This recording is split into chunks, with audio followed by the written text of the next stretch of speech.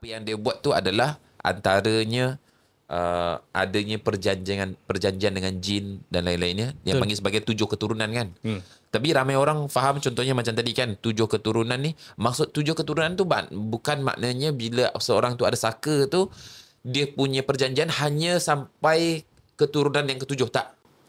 Maksud 7 keturunan adalah selamanya. Buka mata dan nampak dalam gelap, baru dia tunjuk muka.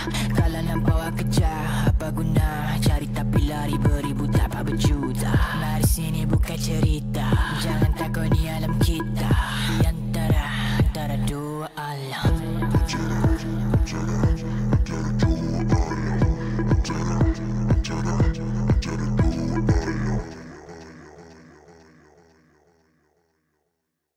Assalamualaikum warahmatullahi taala wabarakatuh. Apa khabar semua? Alhamdulillah. Semoga semua sihat selalu insya-Allah. Wa alfiat. Yeah. So selamat datang ke kita punya rancangan kita Antara Dua Alam. Seperti biasa, kita punya guest yang ada kat sini sekarang. Dia gitu-gitu je. Ya, so kitalah jadi guest untuk kali ini.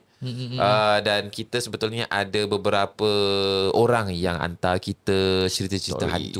Yes, Cerita-cerita seram yang mana kita akan kongsikan pada episod kali ini.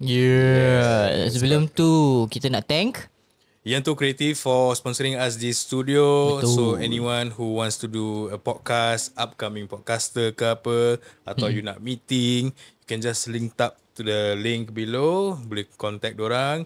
And insyaAllah harga haramain. Haramain, insya-Allah. apa tu Haramain? Ada nanti pergi umrah pun. PM tepi. Tak baik betul lah korang ni.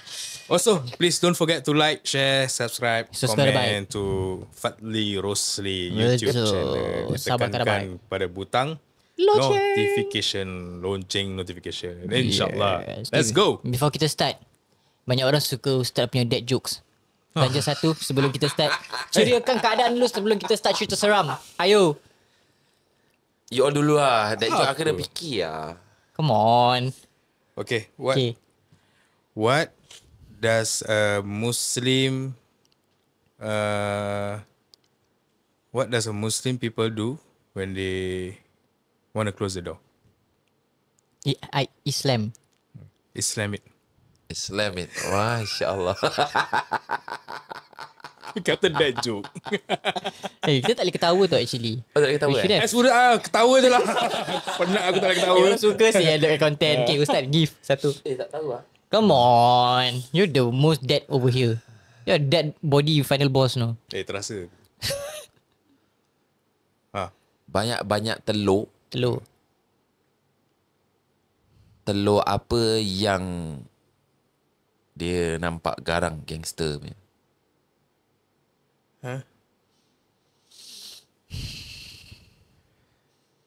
Telur. Banyak-banyak. Kita tak boleh ketawa Okay. Banyak-banyak telur apa yang nampak garang gangster punya. Telur rebus. Garang gangster. Extreme. Ex-convict.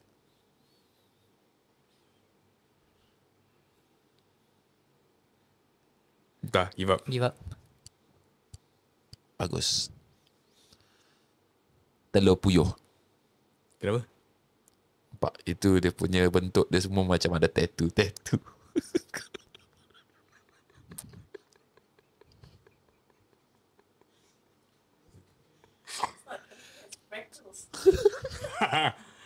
Freckles. Telur yang lain semua tak ada. Itu je dia macam ada tattoo orang nampak garang. Itu bukan ni ke? Tanda beranak? Tak ada beranak. Tak ada beranak. Tai lalat ke? Mak. Kan. Come on ni. Come on deh. Allahu Akbar. Sekejap. Kasih aku fikir kejap. Just stress lah fikir.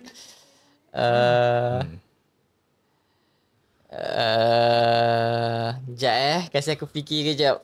Okay, aku kasih. Okay, go. ada keramaian binatang. Okay. Tarzan panggil. Okay.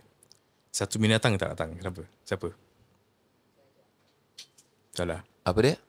Ada keramaian binatang. Tarzan panggil. Satu binatang yang tak datang. Semut. Kenapa? Semut pakai helmet. Salah. Dia tengah Salah. Itu Kita ketawa. Answer dia semut betul. Asal tak datang. Kena tangan polis pasal tadi helmet Ustaz ambil balik. Suruh pakai helmet naik motor. tahu. Mesti semut. Korang kau tak faham ni TikTok live yang cerita. Okay. Okay lah. Come on ni. Lastly. Let's go. Okay.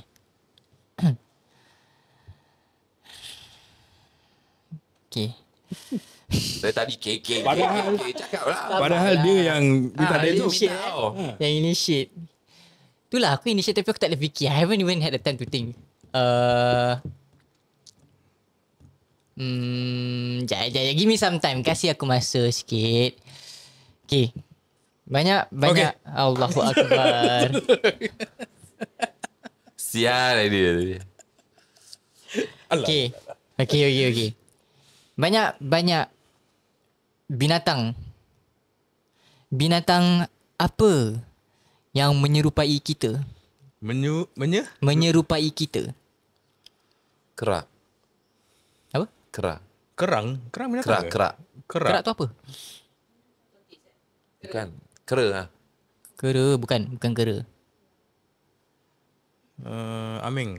Bukan. Monyet. Bukan. Krokodil. Salah. Tak. Give up. Cocodil. Tak. Leon. Siapa Leon? Oh lion. Bukan. Zebra. Salah. Kanguru. Salah. Cicak. Salah. Lipas. Salah. Okay, give up. Jawapannya adalah ikan hiu. Kenapa? Ikan hiu.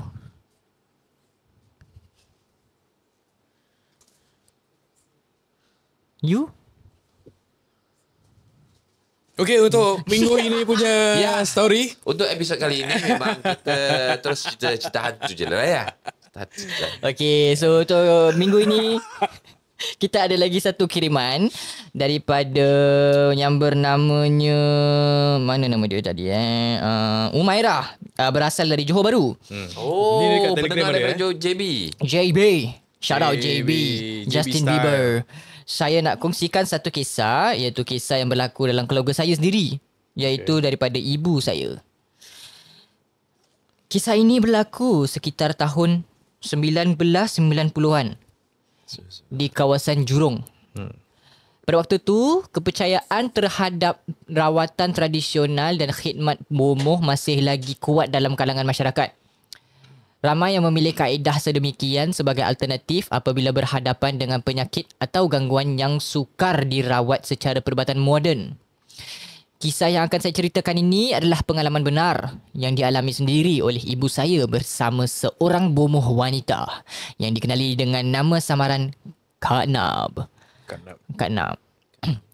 Hubungan antara keluarga kami dan Kak Nab bermula apabila arwah abang kepada ibu saya memperkenalkan wanita itu kepada keluarga kami. Tujuannya adalah untuk membantu merawat arwah nenek saya yang ketika itu sedang uzur. Namun begitu, segala usaha rawatan yang dijalankan tidak membuahkan hasil. Walaupun rawatan tersebut gagal, hubungan antara keluarga kami dan Kak Nab tetap berlanjutan. Kak Nab sering berkunjung ke rumah, berbual mesra dan menunjukkan keprihatinan terhadap keluarga, terutamanya terhadap ibu saya. Lama-kelamaan sikap ambil berat tu berubah menjadi satu bentuk kasih sayang yang bagi saya agak creepy lah, dia kata. Satu hari tu, Kak Nab menyampaikan hasrat untuk melakukan satu upacara yang dinamakan sebagai penyatuan badan ataupun penyatuan roh. Menyatukan lah. Okay. Menurut Kak Nab, Tujuan upacara itu adalah supaya dia dapat merasakan keadaan ibu saya walaupun dari jarak jauh. Sekiranya lapar. Sekiranya ibu saya berada dalam kesusahan atau bahaya, kononnya dia akan mengetahuinya secara batiniah. Batiniah ni such good Malay. Upacara itu dijalankan melalui mandi bunga 7 jenis, disertai dengan bacaan mantra yang tidak difahami oleh ibu saya. Selesai sahaja upacara tersebut, ibu saya mengakui bahawa dirinya terasa sedikit tidak selesa.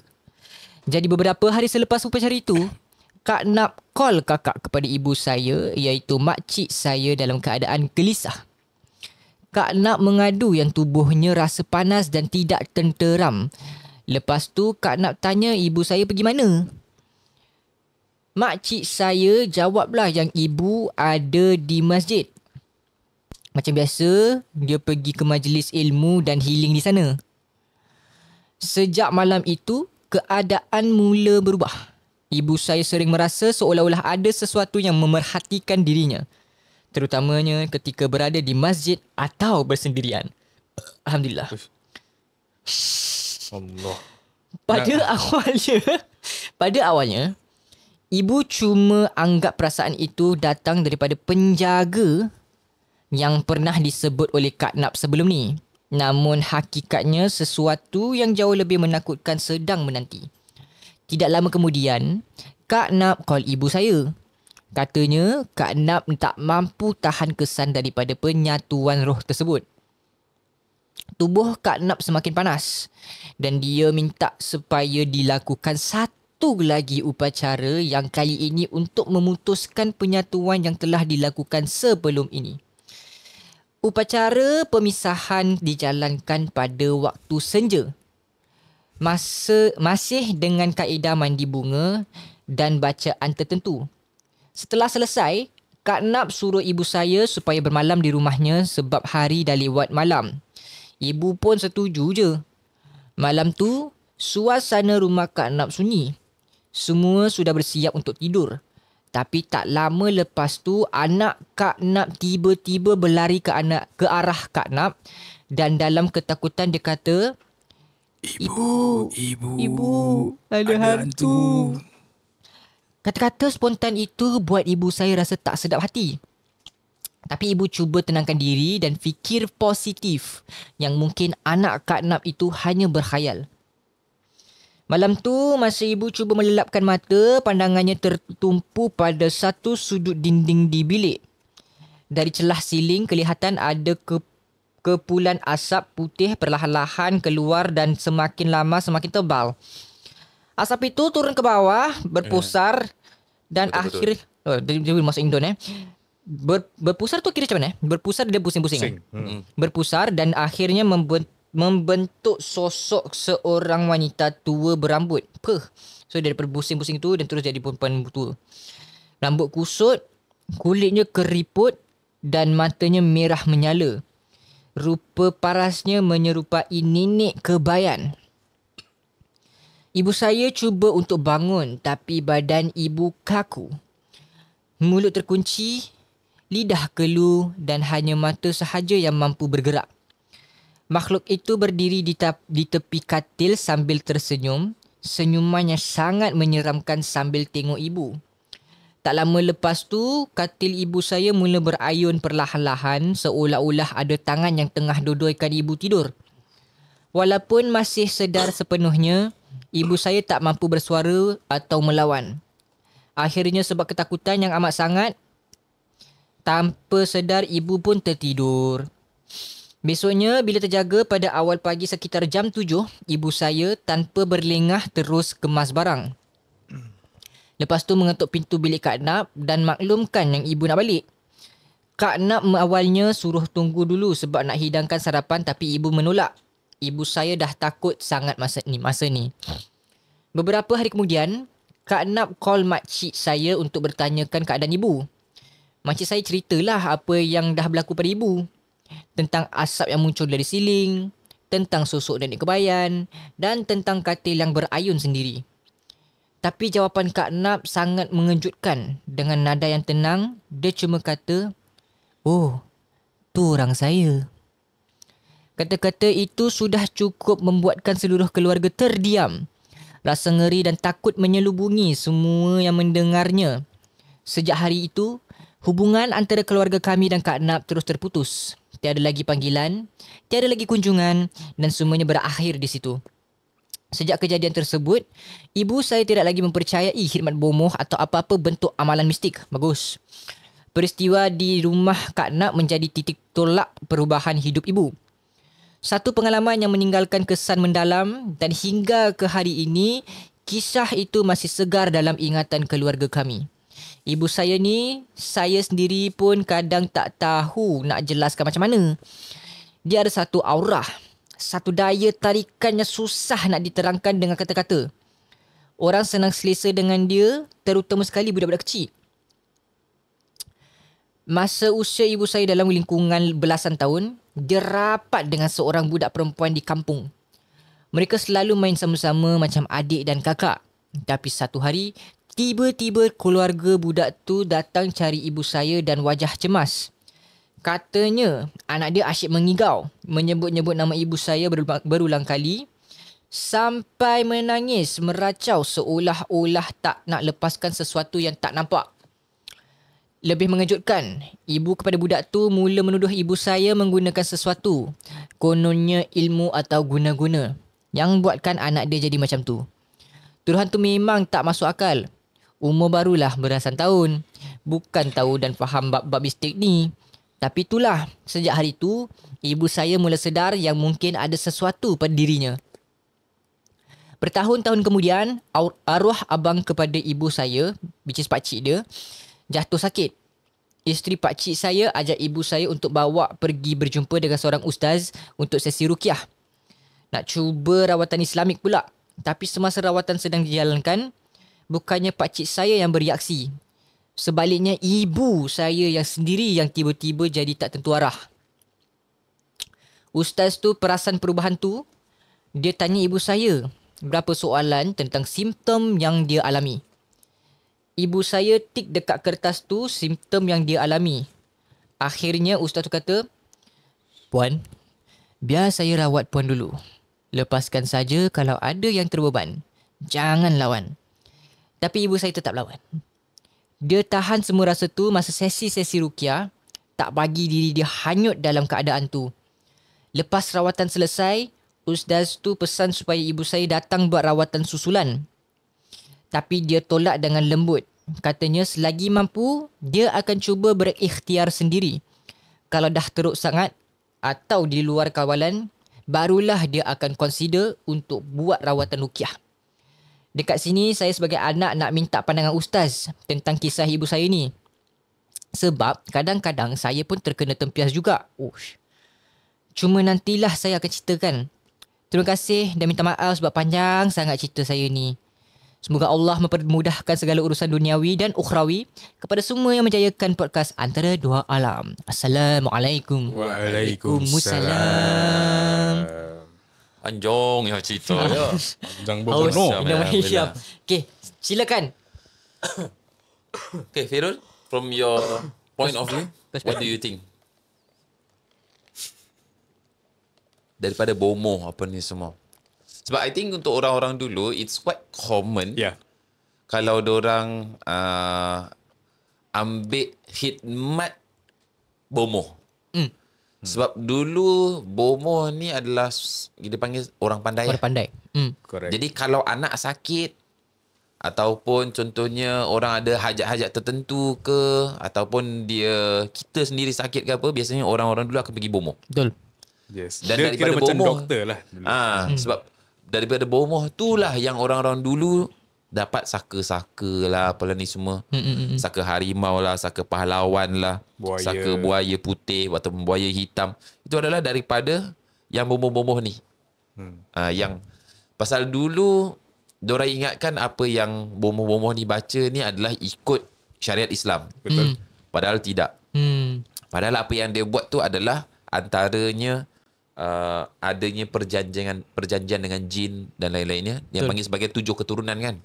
Tapi ramai orang faham contohnya macam tadi kan 7 keturunan ni, maksud 7 keturunan tu bukan maknanya bila seorang tu ada saka tu dia punya perjanjian hanya sampai keturunan yang ketujuh, tak. Maksud 7 keturunan adalah selamanya. Okay. Sebab itu orang cakap, oh dia ni harta dia tak habis 7 keturunan. Bukan maknanya keturunan ke-8 tu dia punya harta dah habis, dah tak ada, tak. Tapi maknanya hartanya tidak akan habis-habis. Okay. Sampai kiamat, gitu maksudnya. Kemudian tadi ada part yang saya nak highlight sikit, yang dia ada turun-menurun Ada. Yep, correct. kan? Yep. Yang turun-menurun tu siapa? Yang ada Ibu dia. bomoh dia itself. Ke dia punya tadi siapa Ibu dia dia kata? Mak dia. Ha. Mak dia. Maknanya dia meletakkan benda dalam mak dia. Yep.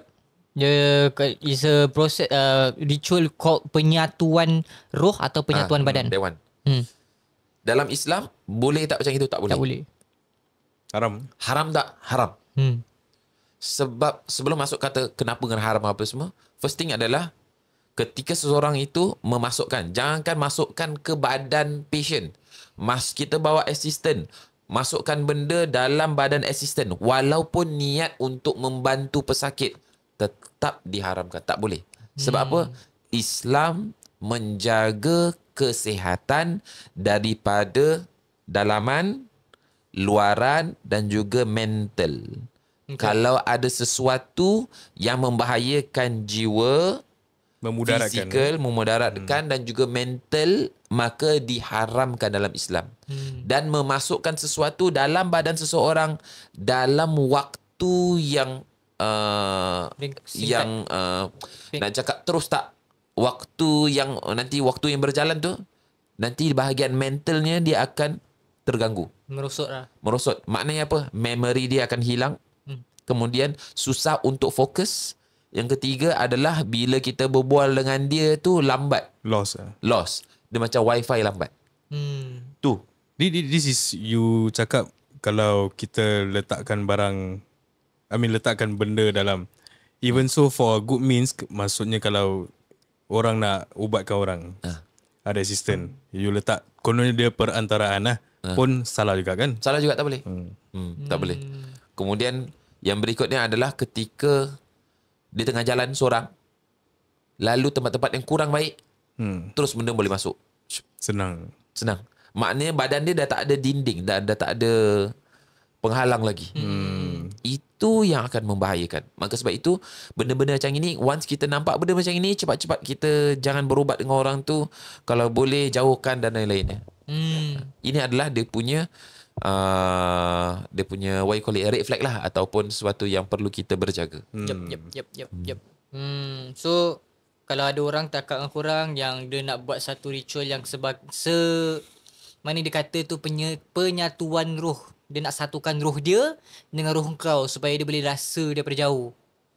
Tak boleh. Ada, yes. Cannot lah. So then the next part, I feel like the next part yang is the last part yang dia highlight, yang finally they went to an actual ustaz. Tapi actually untuk merawat pakcik dia.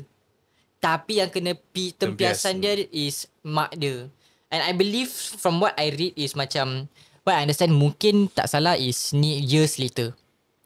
Sedangkan tadi in the middle of the story tu dia ceritakan yang Kak Nap ni dia kata dia nak lepaskan semua perhubungan yang dia dah masukkan tu in this another ritual where yalah dia kena buat mandi air bunga ini kan. So years later apparently masih ada lagi gangguan dalam ibu dia. Is there a possibility yang benda tu memang tak keluar pun? Okay. Yeah. B, pasal disebabkan macam tadi Ustaz explain, pendinding dia semua dah menipis. Habis juga. So all is a possibility. Possible. Apa C? All of the above. All of the above. Betul. C. All of the above. Betul. C. Okay, can Ustaz explain a bit more? Kenapa macam and maybe you can explain share. Sorry. Maybe you can also share macam have you ever had any experience of macam you nak rukiahkan orang ni tapi orang lain yang tempias? Ada banyak. Kadang-kadang juga orang gitu je. Kadang I think dengan you juga Ke dengan siapa bila rukiah rumah je pun. Tak ada kena dengan rukiah diri. Terkena ke? Terkena. Kadang- Rumah baru Rumah. Orang tu baru pindah rumah apa ni semua. Kemudian ada dia punya suami, ada isteri, kemudian ada anak kecil, ada mak mertua dengan satu lagi ada pembantu. Busy. So kita masuk macam biasa apa ni semua masuk. Kemudian cakap ni rumah baru apa semua. Jadi nak kita, biasa orang panggil sema rumah lah. Rukiahkan rumah. Cakap okey lah boleh. Tak ada masalah. Masuk dalam bilik je, zup. Masuk dalam bilik, azan. Allahu Akbar, Allahu Akbar. Asyhadu an la ilaha illallah, la ilaha illallah semua sampai habis. Bila tengah baca, sekali kat living room. So kita macam, apa sih? So dia punya yang suami dia tu masuk dalam bilik, Ustaz, pembantu saya kena rasuk. Cakap, ya Allah. Ada juga satu cerita tu yang nak rukiahkan isterinya tapi husband dia pula yang kena. Sebenarnya yes. Pun ada kes macam itu. Tapi isteri tak ada apa-apa. Betul. So kadang-kadang boleh saja benda tu memang dia ada pada orang yang kadang kita tak rasa dia ada. Okay. So sebab itu ataupun memang orang tu dari segi emosi dia kurang kuat contohnya. Lemah semangat apa ni semua pun boleh juga kena. Yes. So boleh jadi macam Allah tu tiupkan segelintir angin untuk orang lain yang for example panggil ustaz tu datang tapi actually is untuk menolong orang lain. Boleh jadi Tapi angin tu apa tadi maksudnya? Macam dia tiupkan angin. Macam angin. Angin malam.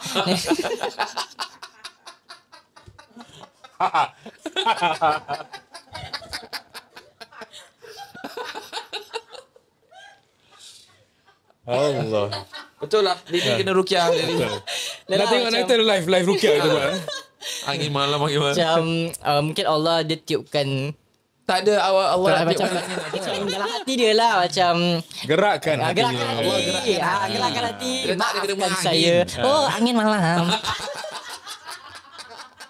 Gerakkan hati. Untuk sebenarnya actually untuk menolong orang lain. Betul. Maafkan saya. Kalau kau perasan aku sebenarnya paling muda kan. So behavioural wise tu agak kurang sikit lah. Maafkan saya. Okay. So yalah. Dia yang muda. Okay. Betul lah. Silakan. Korang ni jangan begitu. So yalah. Siapa ni nama dia? Umairah. Hopefully kita Ustaz dapat rungkaikan kau punya story. InsyaAllah. Any advice untuk family? Good.